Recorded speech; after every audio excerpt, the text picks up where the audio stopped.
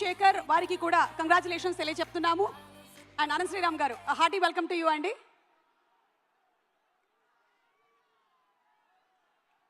ఉలికి పడి ఊగాల ఉలకైనా నేనురకేస్తే, అదిరిపడి ఆగాల పిడుగైనా నేనడుగేస్తే, తెలుగు సినిమాని చూసి ప్రపంచం మొత్తం ఉలికి పడే రోజు, రామ్ చరణ్ రూపంలో తెర మీద అద్భుతాన్ని చూసి హాలీవుడ్ సైతం అదిరిపడే రోజు ఇంకెంతో దూరంలో లేదు. ఆ రోజు పెద్ది బల్ల గుద్ది రికార్డులు బద్దల కొట్టి మరి నిరూపించుకునే రోజు జూన్ 4, 2026. ఆ రోజు మొదలు మీ జోరు, మీ హుషారు ఎవ్వరు ఆపలేరు అని ఘంటాపదంగా తెలియజేస్తున్నాను.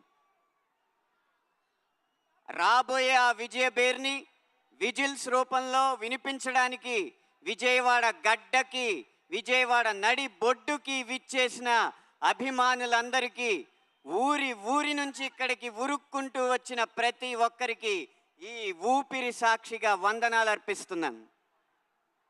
నేను రాసిన పాట వేలాది మంది ముందు ఏఆర్ రెహమాన్ గారు ఎలుగెత్తి పాడడం, రామ్ చరణ్ గారు వెండి తెర మీద విరగబడి ఆడడం, నేను రై రై రారా అని పిలిచిన, హల్లల్లల్లో అని పలకరించిన, మస్సా మస్సా అని ఉసిగొలిపిన, ఉత్సాహంగా వచ్చి ఆ పాటలకి మీరంతా నీరాజనాలు పట్టి 100 మిలియన్ల వ్యూలు అందించడం, ఒక పాటల రచయితగా ఇంతకన్నా విజయం, ఇంతకన్నా గొప్ప ఆనందం, ఇంతకు మించిన అదృష్టం ఉండదు, ఉండబోదు అని వినయంగా మీకు తెలియజేసుకుంటున్నాను. ఇవన్నీ కూడా నాకు ఒకే ఒక్క సినిమాతో అందించింది ఆ ఒకే ఒక్కడు. అతను ఎవరో కాదు, ఒక క్రాస్ ఓవర్ అథ్లెట్. కాగితం మీద కథ రాయడం, తెర మీద ఆ కథని తీయడం అన్న 2 ఆటల్ని ఒకే చోట ఒకే సమయంలో ఆడిన ఆ క్రాస్ ఓవర్ అథ్లెట్ మరెవరో కాదు, ఈ చిత్ర దర్శకుడు బుచ్చిబాబు సానా గారు. ఆయన ఇంటి పేరు నిలబెట్టాలనుకుంటారేమో, అందుకనే మమ్మల్ని అందరినీ అలా సానబడుతూ ఉంటారు, మా మెదళ్ళకి అలా సానబెడుతూనే ఉంటారు. రేపు 4వ తారీఖున మీరు చూడబోయేది పెద్ది సినిమా మొదటి ఆట కాదు, పెద్దిని గెలిపించడానికి బుచ్చిబాబు గారు చివరి వరకు చేసిన పోరాటం అని నేను ఖచ్చితంగా చెప్పగలను.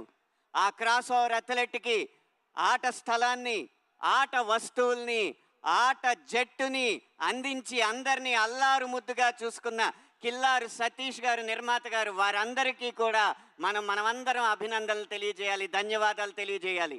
ఈ చిత్ర బృందంలో ఎవరి గురించి ఎంత చెప్పినా, ఆ ఒక్కరి గురించి మాత్రం ఏం చెప్పినా తక్కువే. ఆయన ఎవరో కాదు, ఈ చిత్రాన్ని నడిపించిన కథానాయకుడు mega power star Ram Charan గారు. గాయాల పాలైన షూటింగ్లో పాల్గొన్న ఆయన అంకిత భావం, మాలలో ఉన్నా సరే మల్ల యోధుడిగా తన శరీరాన్ని మలుచుకున్న ఆయన కష్టం, వాటెనకాలన్న కథలు వింటూ ఉంటే మీకొక్కొక్కరికి రోమాలు నిక్కపొడుచుకోవడం ఖాయం. కానీ ఈ సినిమాకి రామ్ చరణ్ గారి కంటే పెద్ద హీరో ఉన్నారు. అవును, మీరు వింటున్నది నిజమే. ఈ సినిమాకి రామ్ చరణ్ గారి కంటే పెద్ద హీరో ఎవరో కాదు, ఈ పెద్దిగాడి కథ కొండరాళ్లనే కండరాళ్లుగా మార్చి ఆడి పోరాడి కండాల్ని కదిలించిన పెద్దిగాడి కథ. మీరు టీజర్లో నిదర్శనం చూసే ఉంటారు.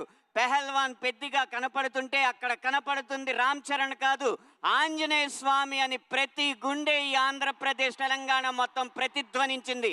అది ఈ కథకున్న బలం. ఏదో కొండ కింద ఊరు, 500 గడపలు కూడా ఉండవు. ఆ ఊరి కోసం పోరాడినోడికి దేశం మొత్తం ఎందుకు నీరాజనాలు పడుతుంది అంటారా?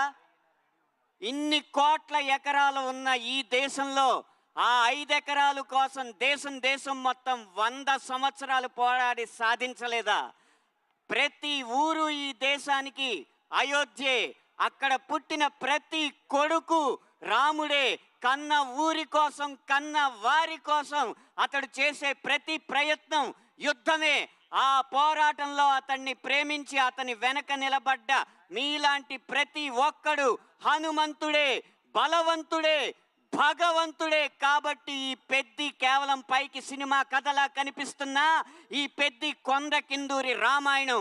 ఆ రామాయణం ఎంత కాలం నిలిచిందో ఈ పెద్ది కథ కూడా కాలాల పాటు నిలిచి సంవత్సరానికి 10 విజయాలు కాకుండా 10 సంవత్సరాలకి ఒకసారి వచ్చే సినిమాగా ఈ పెద్ది నిలిచిపోతుందని బల్లగుద్ది మరీ చెప్తూ, మండే గుండె నీలో లేదంటే కాలు చెయ్యి ఉన్నా లేనట్టే, నీకు నెగ్గే నైజం అర్థం కానట్టే.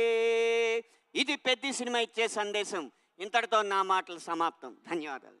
Thank you so much Anant Sriram garu. మీ మాటల ప్రవాహం చాలా బాగుంది, పాటల ప్రవాహం చాలా బాగుంది. మీరు అడపాదడపా మా కోసం కొన్ని స్టెప్పులు కూడా వేస్తూ ఉంటారు కాబట్టి చిక్రీ స్టెప్ ఏమైనా ఇవాళ ట్రై చేద్దాం అనుకుంటున్నారా? లేదు, సతీష్ గారు పారితోషికం ఇవ్వలేదు. అందుకని చిక్రీ స్టెప్ వేయట్లేదా? నేను స్టెప్ వేయాలంటే రామ్ చరణ్ గారి కంటే ఎక్కువ పారితోషికం కావాలి. వామ్మో, నమస్కారం అండి. ఈ ఒక్క వీడియో చాలు రేపటికి వైరల్ అవ్వడానికి. Thank you so much sir. ఆటైనా వేటైనా మన మెగా పవర్ స్టార్ రామ్